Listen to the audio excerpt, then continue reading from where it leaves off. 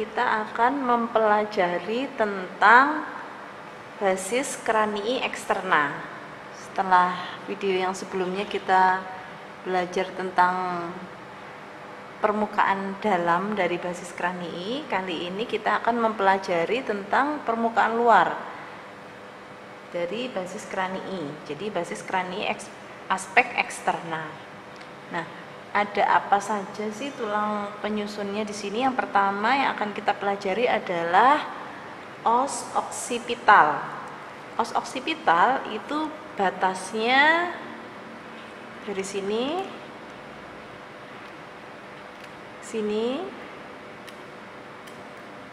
di sini batasnya itu semua ada dibatasi oleh sutura. Jadi perbatasan os oksipital dengan os di sebelah-sebelahnya, mungkin ini yang lebih jelas. Nah, ini sutura yang membatasi antar tulang.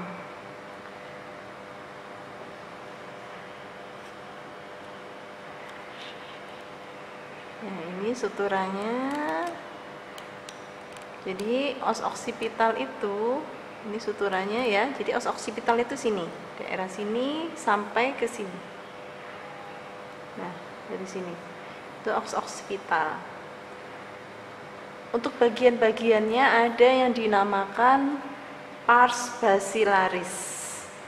Pars basilaris itu daerah sini.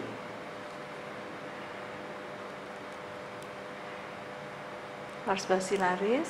Lalu pars lateralis sebelah lateral dan pars squama bagian sini. Baik, di sini ada tonjolan yang disebut tuberculum pharyngeum. Tonjolan di sini. Ini disebut tuberculum pharyngeum. Selanjutnya ada tonjolan dua kanan dan kiri yang lumayan besar, itu disebut condylus occipitalis. Jadi condylus itu tonjolan, occipitalis karena dia letaknya di os occipital kanan dan kiri. Terus setelah condylus occipitalis, ini di sini ada cekungan yang disebut fossa condylaris. Cekungan ini di bawah dari condylus occipitalis ini disebut fossa condylaris. Fossa condylaris. Lalu ada lubang ini, lubang yang terdapat pada fossa condylaris disebut canalis condylaris.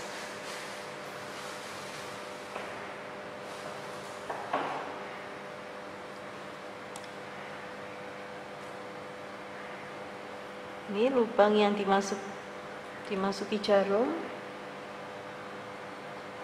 kanan dan kiri, itu merupakan canalis condylaris.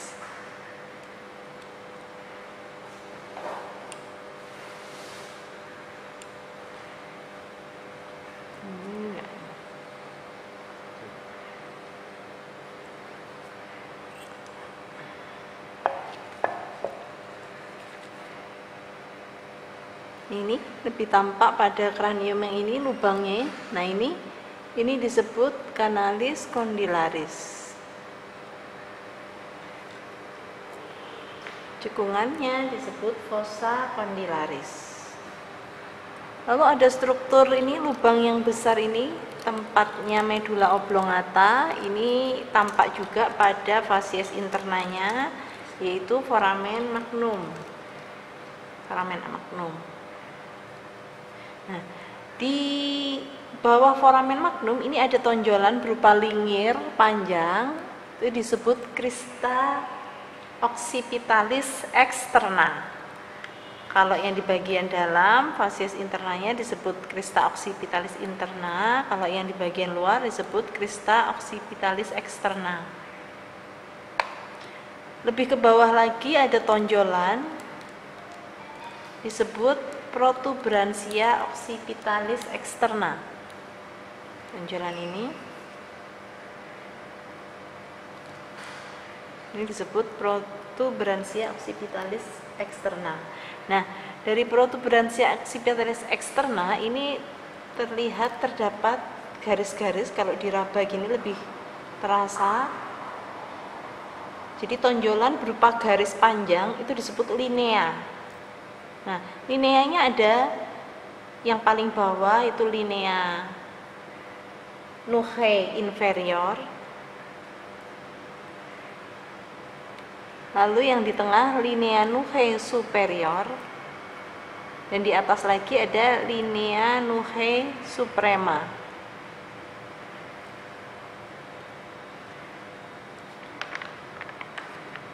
Planum occipitalis atau dataran oksipital ini disebut dataran oksipital. Sedangkan dataran-dataran di antara linea disebut planum nuchae.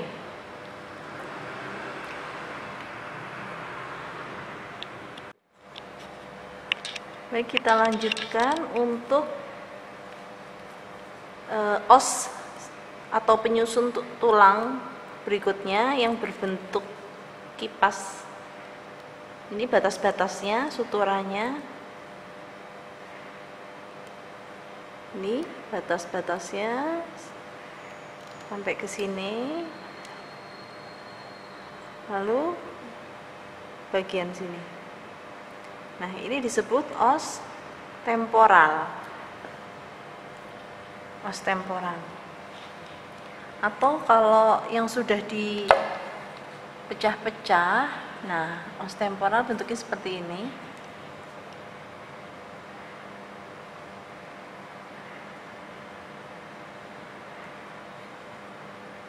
Ini fasies internanya, ini fasies eksterna.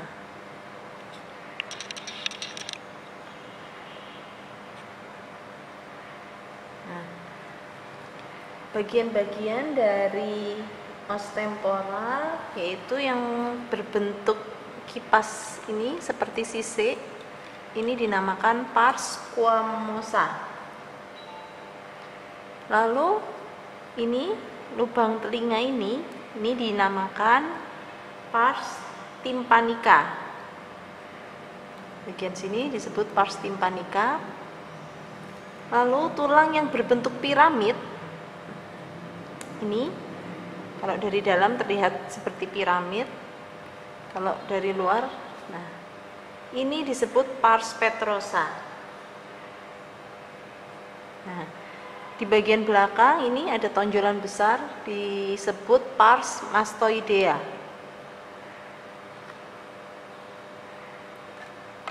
Saya ulang untuk bentukannya di kranium yang masih utuh ini pars squamosa, ini pars tympanica, ini pars mastoidea, dan pars petrosa.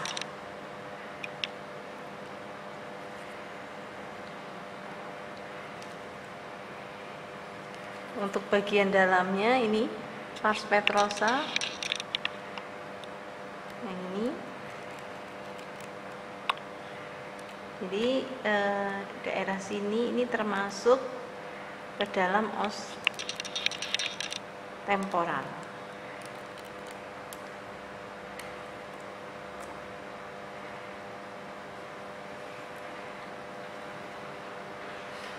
Lanjut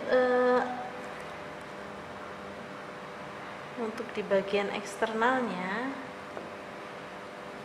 kita punya beberapa preparat. Di sini ada celah kecil-kecil, itu tempatnya arteri. Tempatnya arteri disebut sulcus arteri temporalis media.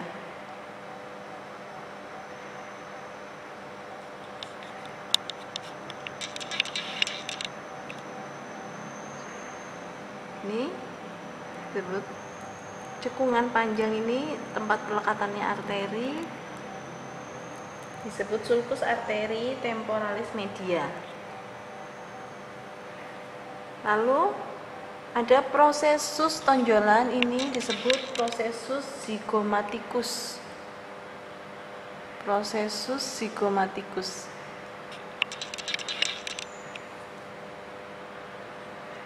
Tonjolan ini disebut prosesus zygomaticus. Atau mungkin lebih jelas di sini. Nah, tonjolan ini yang disebut prosesus zygomaticus. Kenapa dia dinamakan prosesus zygomaticus? Karena dia berhadapan dengan os zygoma. Jadi untuk penyebutannya atau penamaannya, tonjolan ini dinamakan prosesus zygomaticus ossis temporalis. Artinya tonjolan yang menghadap ke zigoma miliknya os temporal. Lalu ada, kalau dibalik begini,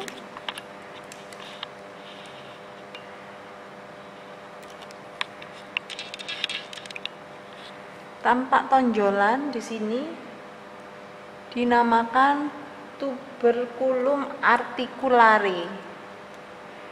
Tonjolan ini dinamakan tuberculum articulare. Sedangkan cekungan di bawahnya cukup besar, ini disebut fossa mandibularis. Fossa mandibularis, karena di sini nanti tempat melekatnya, tempat perlekatan dari kondilus dari mandibula. Seperti ini kurang lebih.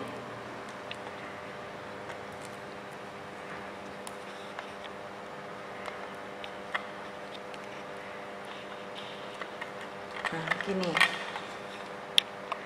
Jadi mandibula itu terlepas dari kranium.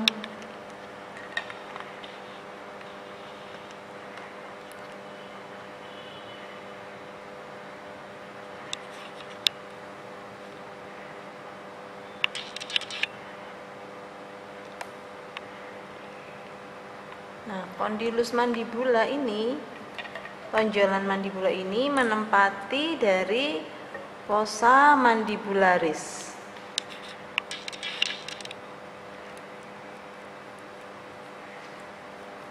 Di depannya tonjolannya merupakan tuberculum articulare.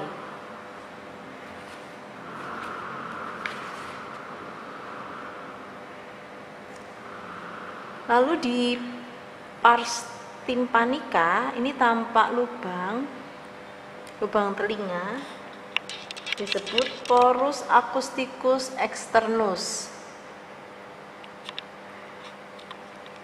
Jadi di os temporal, pars tympanica, ini ada lubang telinga yang dinamakan porus acousticus externus.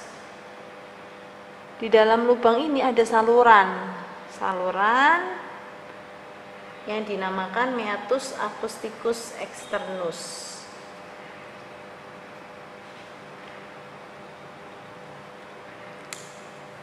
Lalu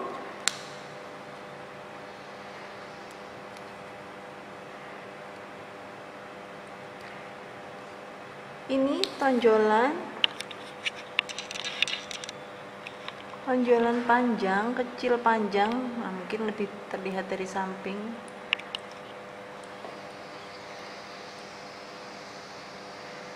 Nah, ini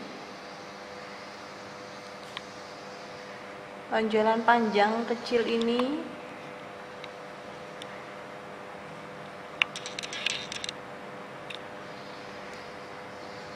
dinamakan prosesus styloideus.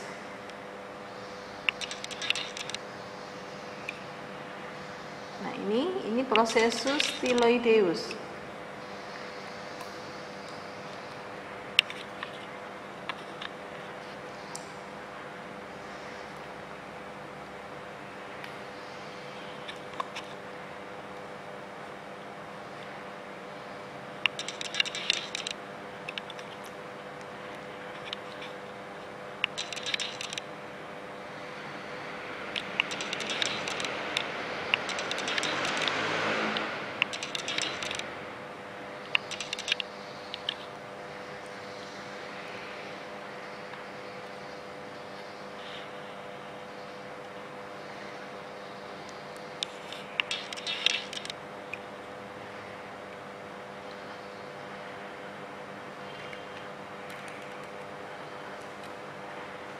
Nih, jadi ada kanan dan kiri.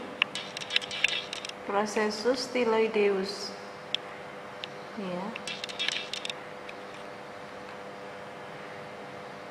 Tonjolan panjang. Nah, sedangkan tonjolan yang besar ini dinamakan processus mastoideus. Ini processus mastoideus. Yang panjang lancip ini processus styloideus. Lalu ada foramen atau lubang di antaranya.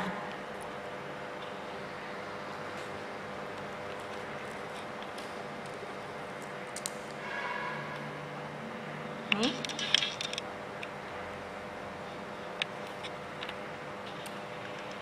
Yang dimasuki jarum pentul ini disebut foramen stylomastoideus.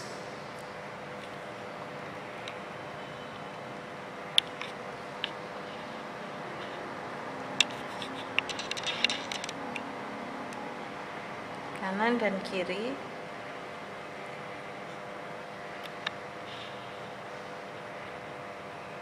Jadi foramen atau lubang yang terletak di antara processus mastoideus dan processus styloideus disebut foramen stylomastoideus.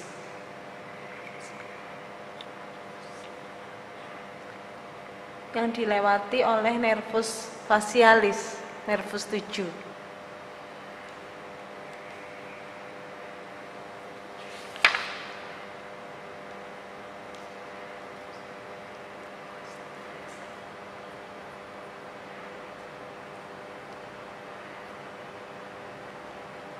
Lalu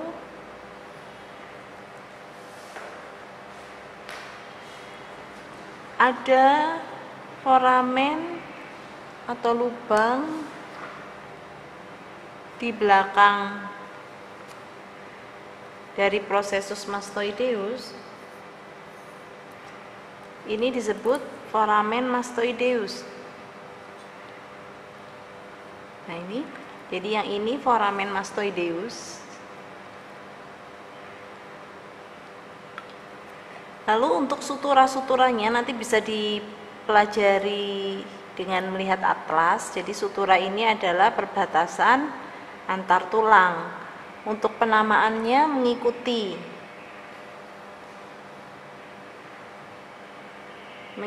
tulangnya. Misalnya ini perbatasan antara tulang temporal dan tulang oksipital, berarti suturanya temporo-occipitalis, seperti itu. Nah, di sini tampak ada titik tempat pertemuan dari 3 sutura. Sutura ini, dan sini. Titik ini disebut asterion. Jadi asterion merupakan titik pertemuan dari 3 sutura.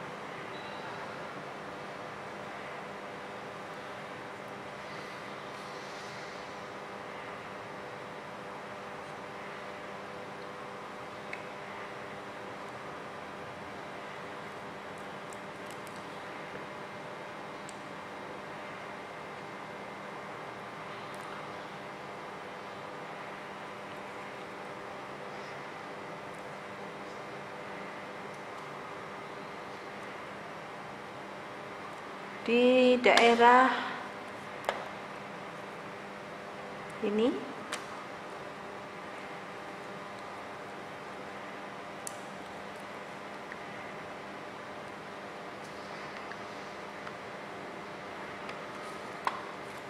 foramen caroticus externus itu tempat masuknya arteri karotis. Jadi ada kanan dan kiri. Lubang ini foramen caroticus externus.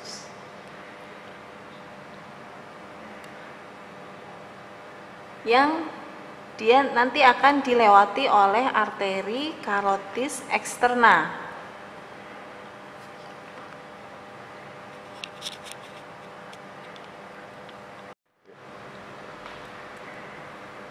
Ini terdapat lubang yang cukup besar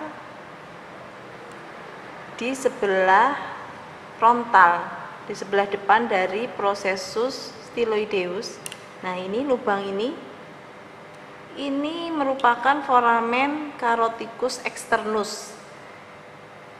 Dia akan dilewati oleh arteri carotis interna seperti bahasan kita yang sebelumnya pada basis cranii interna. Kita juga sudah sempat menyinggung tentang arteri carotis interna. Nah, dari aspek eksterna dia akan melewati sini, akan melewati foramen caroticus externus.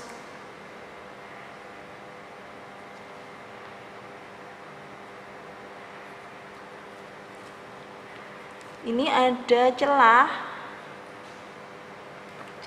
di dekatnya processus mastoideus, disebut incisura mastoidea.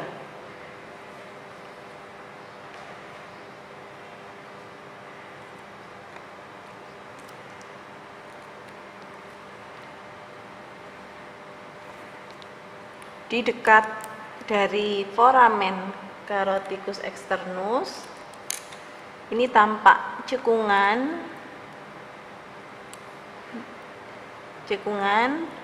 yang akan dilewati oleh vena jugularis interna, itu disebut fossa jugularis. Jadi cekungan ini disebut fossa jugularis yang akan dilewati oleh vena jugularis interna, dan di depannya ini yang seperti saya sebutkan tadi, foramen caroticus externus yang akan dilewati oleh arteri carotis interna.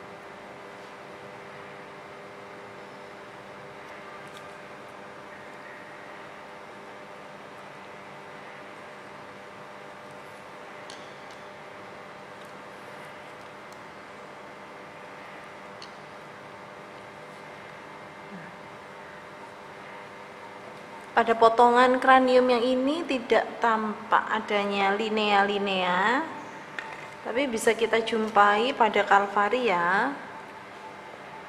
Beberapa ada terlihat garis-garis, itu disebut linea temporalis. Yang atas linea temporalis superior, yang bawah linea temporalis inferior.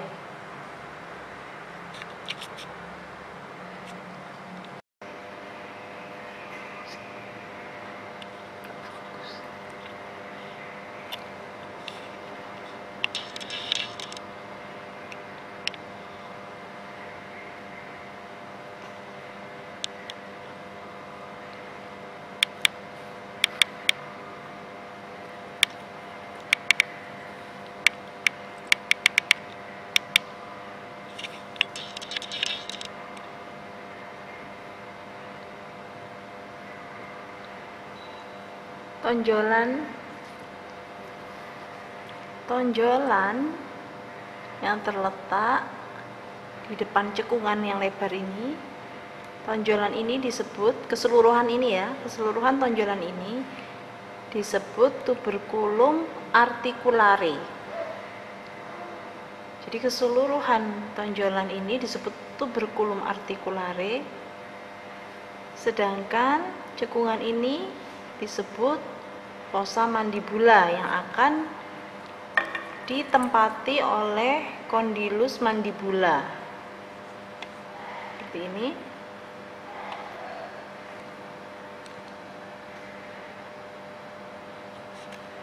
Nah, fungsi dari tuberculum articulare, fungsi dari tonjolan ini, tuberculum articulare, adalah dia membatasi gerakan mandibula. Jadi mandibula saat membuka dan menutup mulut, nah gerakannya dibatasi oleh tuberculum articulare ini.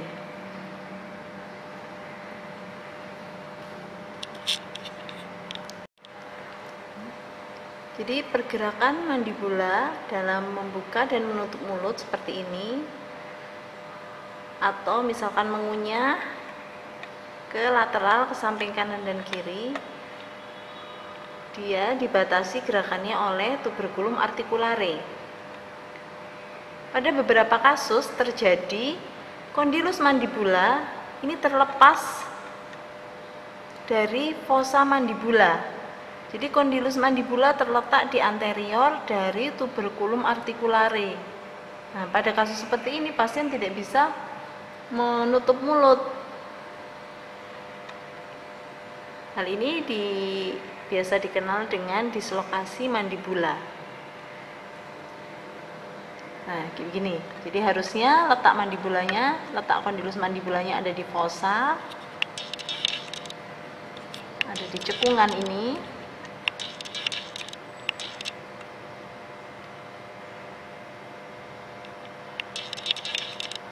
Pada dislokasi mandibula dia lepas, kondilusnya terlepas dan dia terletak di anterior dari tuberculum articulare.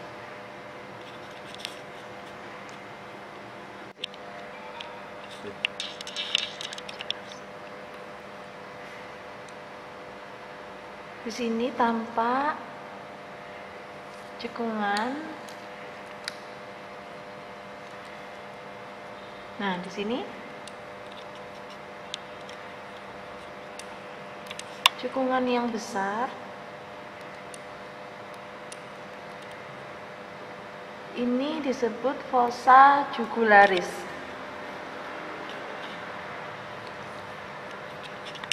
Ini disebut fossa jugularis. Sedangkan lubangnya, nah ini lubang ini disebut foramen jugularis. Yang pada saat pembahasan basis karnii interna kemarin sudah sempat saya jelaskan. Jadi untuk lubangnya dinamakan foramen jugularis, sedangkan cekungannya ini disebut fossa jugularis. Dia letaknya berdekatan dengan foramen caroticus externus.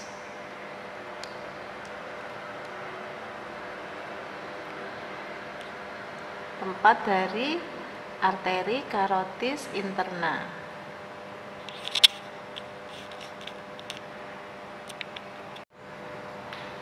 Baik, untuk pembahasan basis krani eksterna selanjutnya adalah os frontalis. Os frontalis ini yang kalau misalnya digabung dengan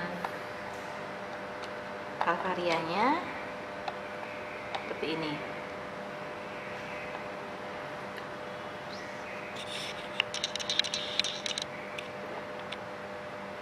Ini ya, bagian depan disebut os frontalis.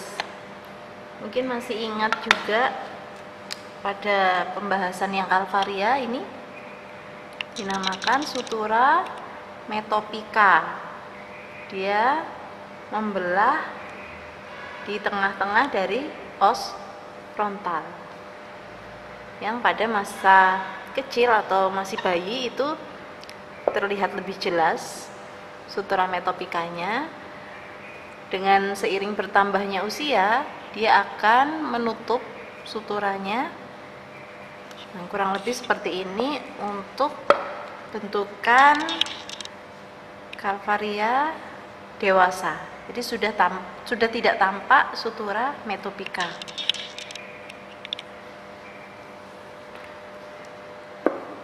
Baik, saya lanjutkan untuk pembahasan dari os frontal. Bagian depan ini dahi disebut squama ossis frontalis.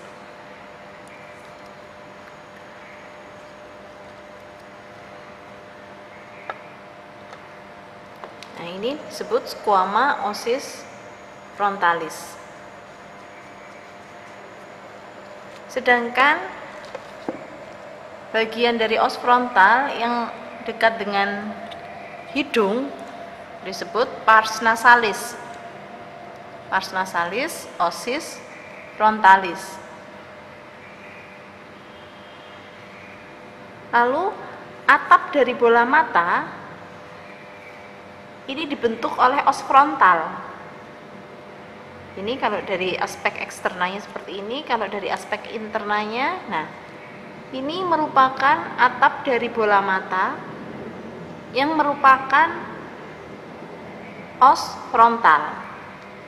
Biasa disebut dengan pars orbitalis osis frontalis. Jadi bagian mata, bagian orbita, osnya os frontal.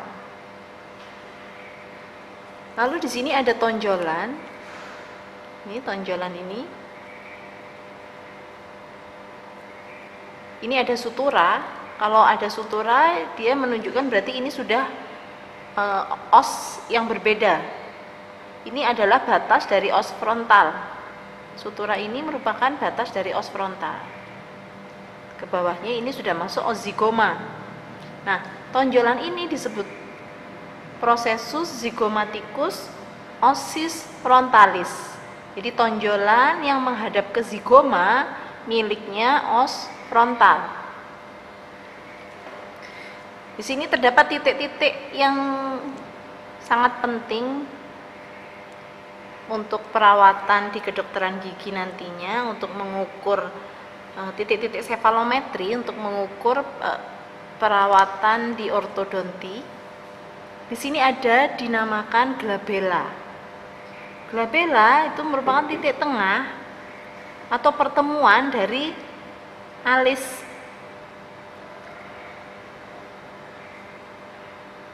Nah, ini titik tengah pada os frontal yang merupakan pertemuan dari alis kanan dan kiri, itu dinamakan glabella.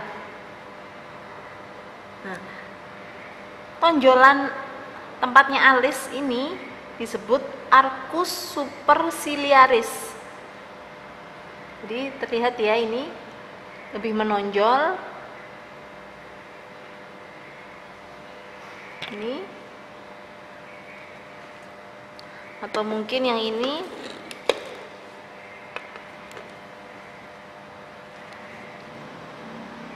Nah, ini disebut arcus superciliaris. Kanan dan kiri titik pertemuannya dinamakan glabella. Nah, sedangkan tepi dari cavum orbita, tepi dari rongga mata, itu disebut margo supraorbitalis. Margo itu tepi, supra itu di atas, orbita itu mata. Jadi ini disebut margo supraorbitalis. Di bagian dalam ini tampak celah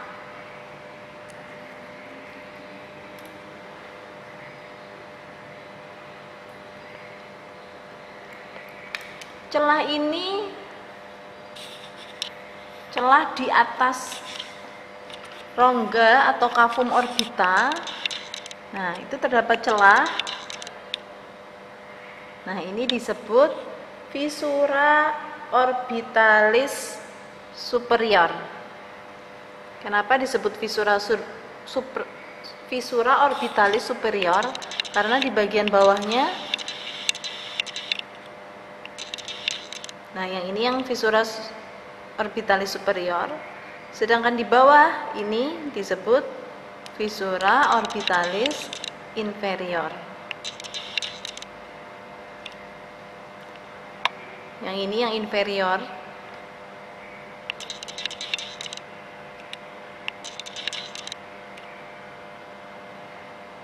Yang ini yang fissura orbitalis superior. Lalu di sini tampak lubang yang mungkin di kranium yang ini lebih nyata. Nah, ini lubang di atas dari tepi atau margo supraorbita itu terdapat foramen atau lubang. Nah, ini disebut foramen supraorbitalis. Lalu ada juga struktur penting pada os frontal. Nah, kalau dibelah Kalau kranium itu dibelah, nanti akan terlihat rongga kosong di sini. Sebenarnya sebelah sini juga, cuman ini tidak terbuka.